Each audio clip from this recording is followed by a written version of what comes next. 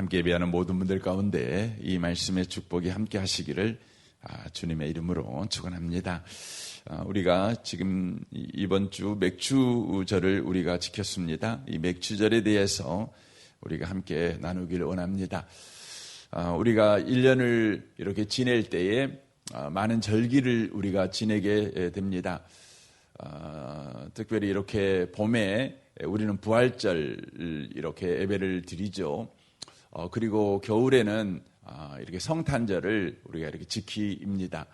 그리고 가을에는 이렇게 추수감사절을 지키고 여름에는 이렇게 맥주감사절을 지킵니다.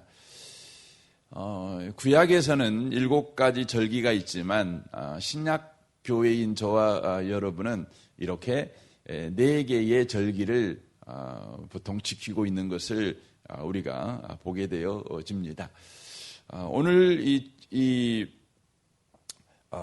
그 신명기 말씀 16장에서는 7개 절기 중에서 대표적인 절기 3개를 이렇게 추려서 우리에게 소개하고 있습니다. 그러니까 7개 절기를 다 소개하고 있지 않는 이유는 이 3가지 절기 속에가 바로 나머지 바로 4개의 절기가 바로 포함되기 때문에 그렇다고 하는 것이죠. 그래서 3개의 절기를 바로 소개하고 있습니다. 유월절과 칠칠절과 장막절, 이게 초막절이라고도 이야기하죠. 초막절 이렇게 바로 소개되어지고 있습니다. 그래서 우리 신약에서 드리고 있는 절기가 사실 알고 보면 이 신명기에 소개되어 있는 이 3대 절기, 대표 절기를 다 지킵니다. 그리고 거기에 하나 더 추가된 것이 바로 성탄절을 지키고 있는 것이다. 이렇게 말씀을 바로 드릴 수가 있는 것입니다.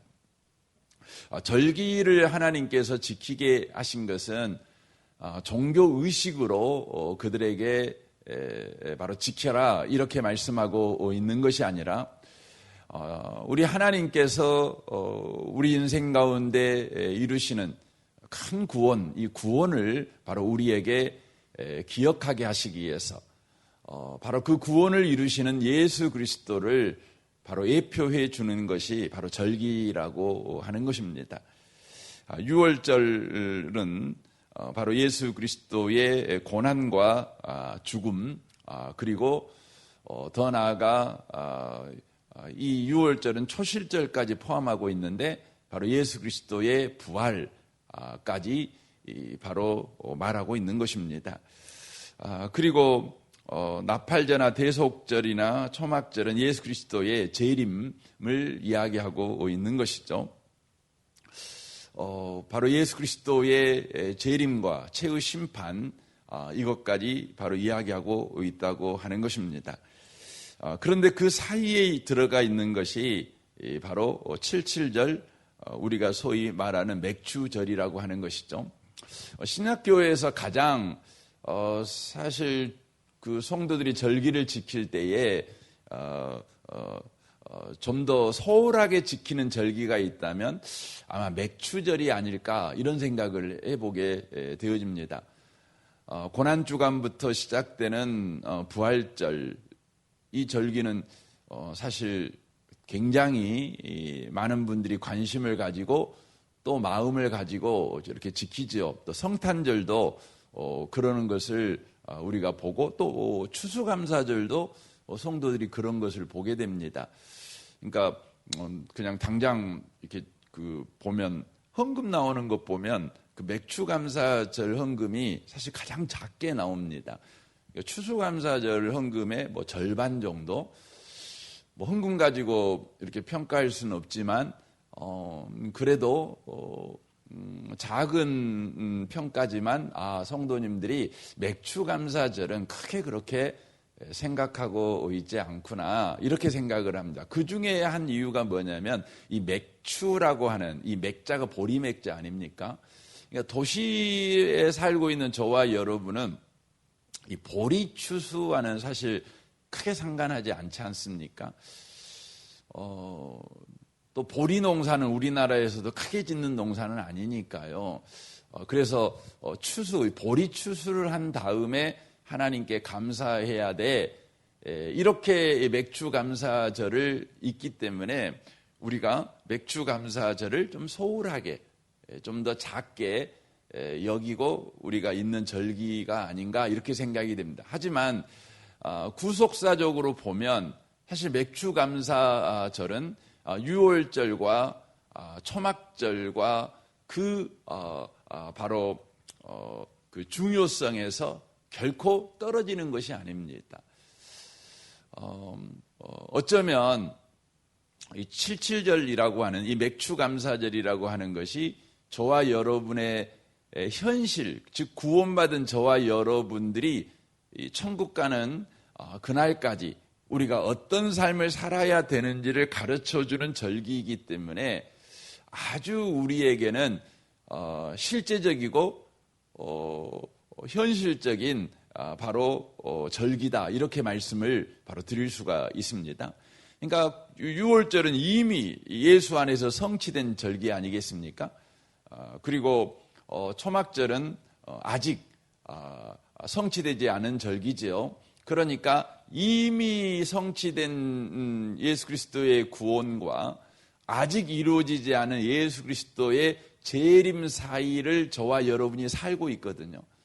그런데 그 사이를 어떻게 살아야 되는지를 바로 가르쳐 주고 있는 것이 바로 이 맥추절이라고 하는 것입니다.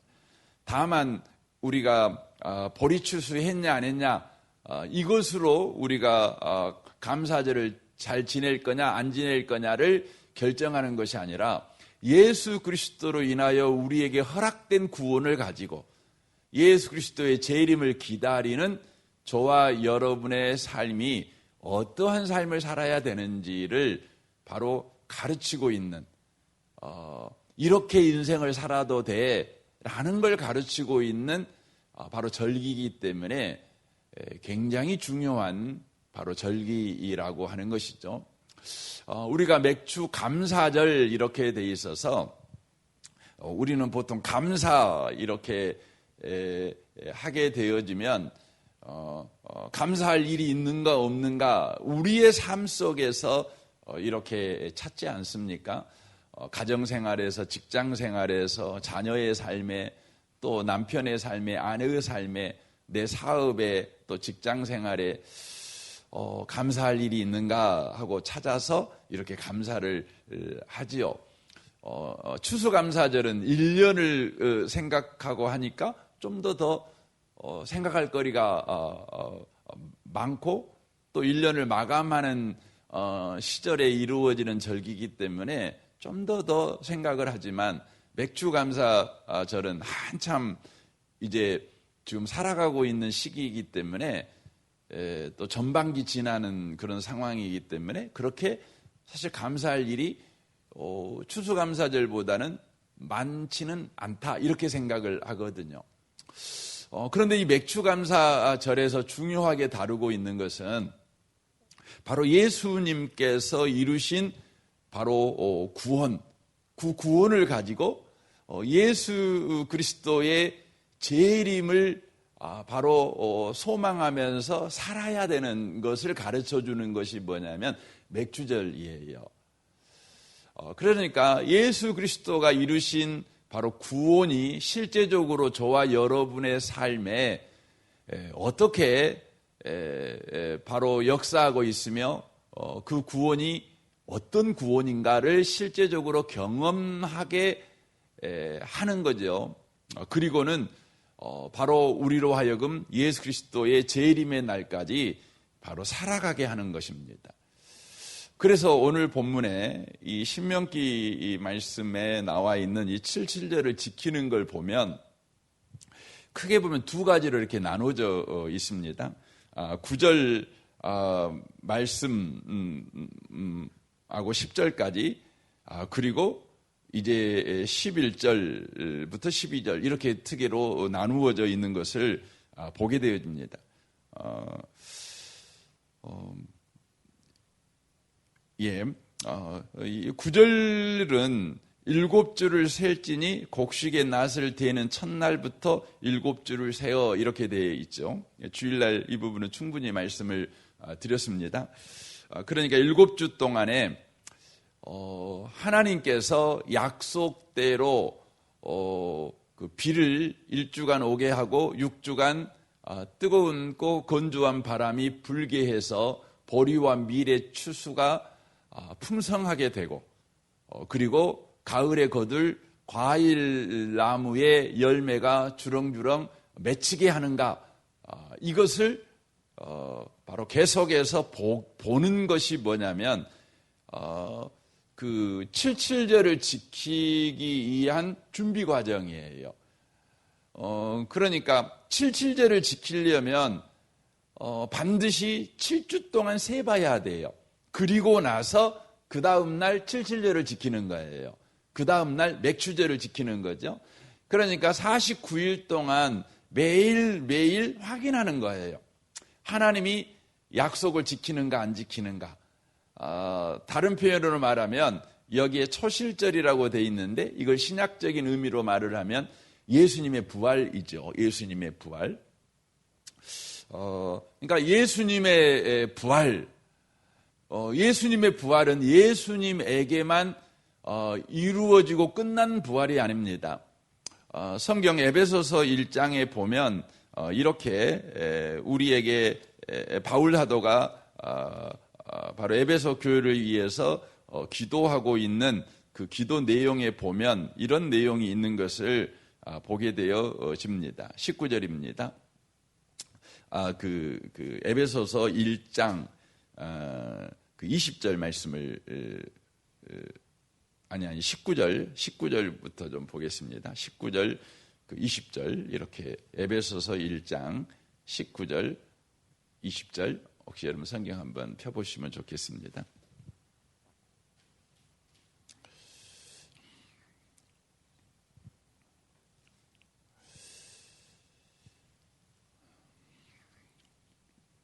예, 19절 한번 읽겠습니다. 그의 힘의 이력으로 역사하심을 따라 믿는 우리에게 베푸신 능력의 지극히 크심이 어떠한 것을 너희로 알게 하시기를 구하노라.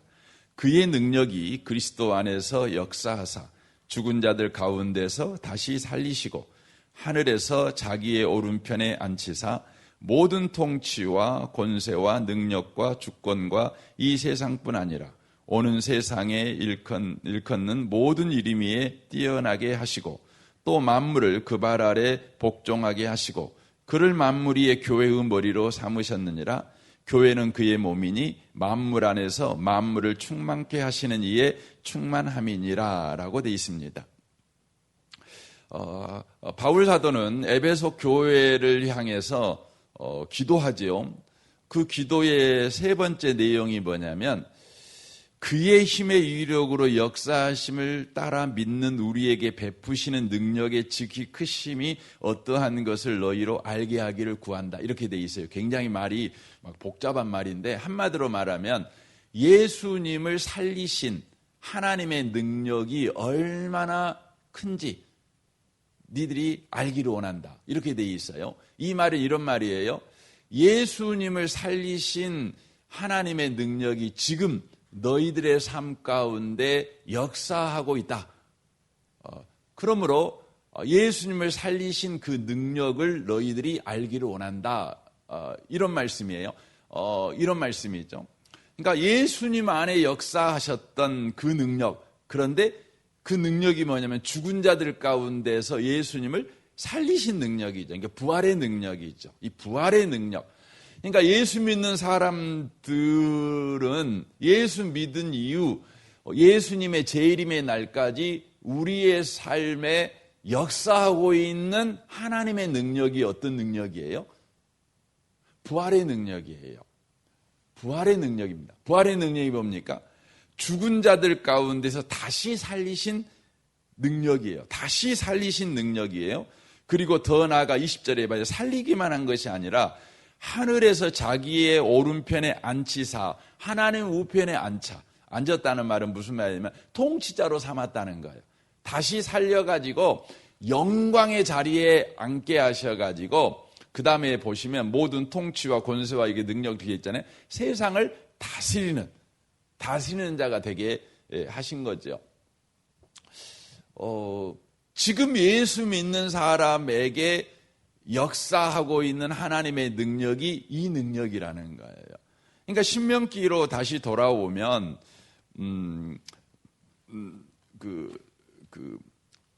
19절에 그렇게 돼 있죠. 곡식의 낫을 대는 첫날부터 7주를 세어 이렇게 돼 있잖아요. 곡식의 낫을 대는 첫날, 고린도전서 15장에 보면 예수님의 부활을 뭐라고 말하죠? 첫 열매라고 말을 해요. 첫 열매. 그러니까 초실절이 첫 열매잖아요. 첫 번째 곡식을 거두는 거죠. 그러니까 초실절은 예수님의 부활을 이야기하는 거죠. 그러니까 예수님의 부활, 예수님의 부활이 이제 이 초실절이 그때부터 낫을 대갖고 계속 이제 베거든요.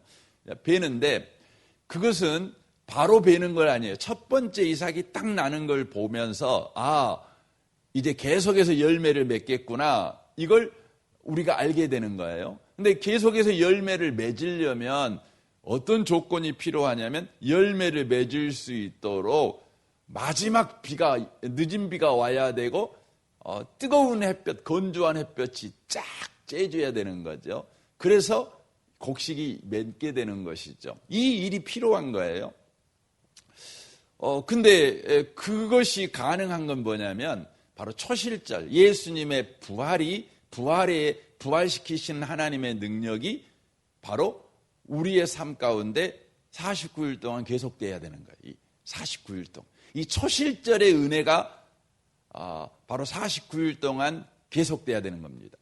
그러니까 예수님의 재림의 날까지 예수 믿는 사람의 삶에 바로 죽은 자 가운데 살리신 하나님의 부활의 능력이 역사하는 것이에요. 그래서 예수 믿는 사람들은요, 어떤 경우에도요, 좌절하지 않아요. 어떤 경우에도 포기하지 않아요. 어떤 경우에도요, 여러분 낙심하지 않아요. 절망하지 않아요. 왜요? 인생이 겪는 최고의 절망 사건이 뭐예요? 죽는 거예요. 죽어버리면 끝나죠. 죽어버리면 뭐 소용없는 겁니다. 아무리 여러분 예를 써도요, 죽어버리면 그냥 끝나는 거죠. 끝나는 겁니다. 뭐 방법이 없습니다. 그런데 여러분 하나님은 어떤 일을 하셨습니까? 죽었는데 살리셨어요.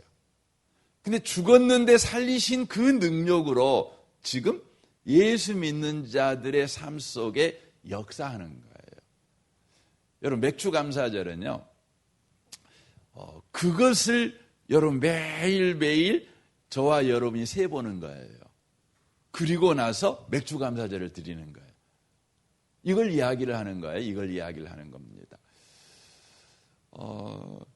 그래서 여러분 그런 인생을 경험한 사람은 11절에 봐보세요. 이제 그 11절에 보면 이제 자원한 애물을 드리죠. 그리고 11절에 너와 내 자녀와 노비와 내 성중에 있는 내 이인과 및 너희 중에 있는 객과 고아와 가부와 함께 내 하나님 여호와께서 자기의 이름을 두시려고 택하신 곳에서 내 하나님 여호와 앞에 즐거워할지니라. 이렇게 돼 있는 거죠. 그러니까 죽은 자 가운데서 살리신 부활의 능력이 우리의 삶에 역사하는 것이 바로 구원받은 자의 삶이라는 것을 확인한 거예요. 그 사람들은 이제 어떻게 살아도 된다는 겁니까? 베풀며 살아도 된다는 거예요. 왜냐하면 죽고 사는 문제가 해결됐으니까. 우리는 안 죽으려고 전전긍긍하죠. 왜냐하면 죽어버리면 끝나니까. 죽어버리면 아무것도 할 수 없으니까. 죽어버리면 썩는 것밖에 없잖아요. 그런데요, 예수님을 살리신 그 하나님의 능력이 예수님에게만 국한된 사건이 아니라 예수를 믿는 저와 여러분의 삶에 그대로 하나님께서 역사하는 힘이라는 것을 우리가 확인한 거예요. 그래서 우리는요, 죽으면 끝나는 사람이 아니에요. 죽어도 다시 사는 사람이에요.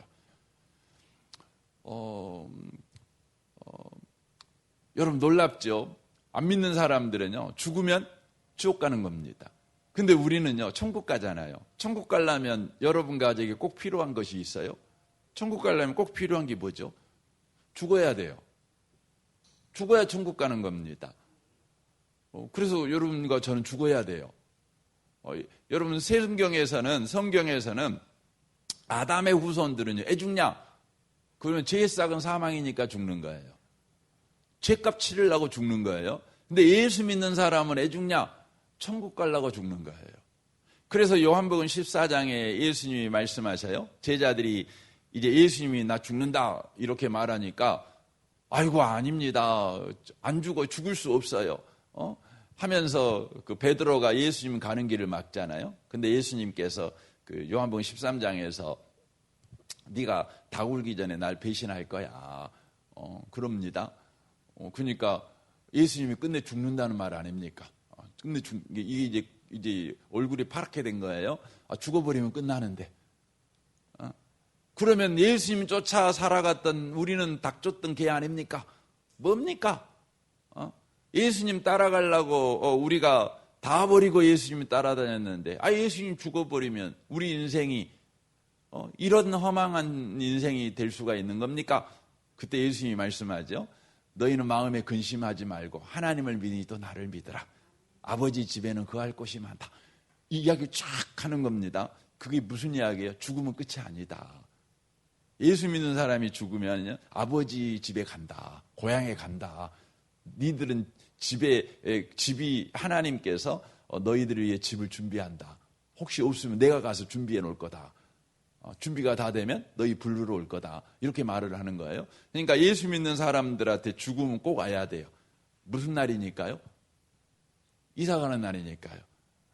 초막집에 살던 사람들이 근사한 아파트로 이사 가는 거예요. 여러분과 저는 초막집에 살고 있잖아요. 흙집에 살고 있잖아요. 우리 몸뚱아리가 흙 아닙니까? 그래서 여러분 꼬마 애기들은 태어나자마자 그 피부가 그렇게 매끄러워요. 좋잖아요, 피부가. 왜 좋을까요? 막 지은 흙집은 그럽니다. 수분이 잔뜩 들어가가지고 참 민들하잖아요. 그러니까 이런 모든 화장품의 핵심은 뭐예요? 수분 공급이에요. 흙집에다가 수분을 공급하는 거죠. 자꾸 빈들빈들하게 만드는 거죠. 그래서 여러분 흙집의 제일 여러분 치명적인 그 적이 뭡니까? 햇빛과 바람이에요. 햇빛과 바람을 막 햇빛 찌고 바람 불면은요 수분이나 날아가니까 다 갈라지는 거 아닙니까? 그러니까 우리나라 여자분들은 그 외계인처럼 다 뒤집어 쓰고 여름날 나타나잖아요. 그러잖아요. 그렇죠. 그런데 그렇게 해도 소용없지요.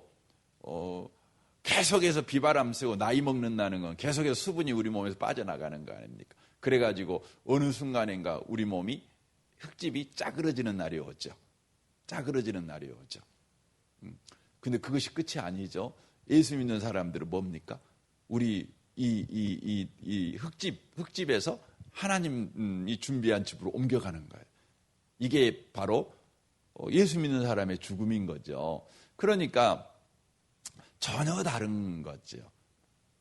이제 이번 일주일 동안요, 이 부분을 좀 더 자세하게 우리가 좀 다룰 것입니다. 그래서 저와 여러분이 예수님으로 허락한 구원을 가지고 예수님의 재림의 날까지 어떻게 살 것인가? 이게 바로 이걸 가르치는 게 맥주감사절이라는 거예요.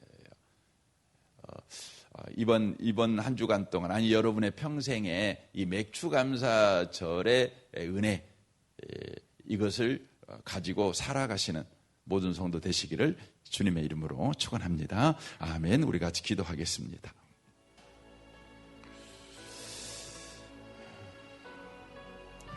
우리 말씀을 우리 생각하면서 우리 기도했으면 좋겠습니다. 주여 맥주감사절 다만 우리가 종교의식으로 지내는 절기가 아니라 신앙생활을 배우는 절기가 되게 하시고 무엇보다도 예수께서 허락하신 구원의 그 강렬함, 구원의 그 크기, 그것을 가지고 예수의 재림의 날까지 어떻게 살아야 되는지를 배우는 그런 한 주간이 되게 해 주옵소서. 우리의 인생이 되게 해 주옵소서. 여러분의 직장생활과 가정생활, 또 여러분의 부모와 아내와 남편, 또 자녀들을 위해서, 또 이웃들을 위해서, 또 성도들을 위해서 기도하시면 좋겠습니다. 우리 아동부, 우리 윤덕준 전사님과 아동부 아이 한 명 한 명을 위해 여러분 기도해 주시면 좋겠습니다. 무엇보다도 예수님을 알고 삶의 근원과 목적이 하나님께 있음을 아는 우리 아이들이 되도록 기도해 주십시오. 우리 용복마을 마을양 되는 장로님과 순장 순원을 위해, 우리 필리핀 단기 선교를 위해, 이 나라와 이 민족과 북한과 열방을 위해, 모든 선교사님과 또 이웃 교회들을 위해서도 여러분 기도해 주시면 좋겠습니다.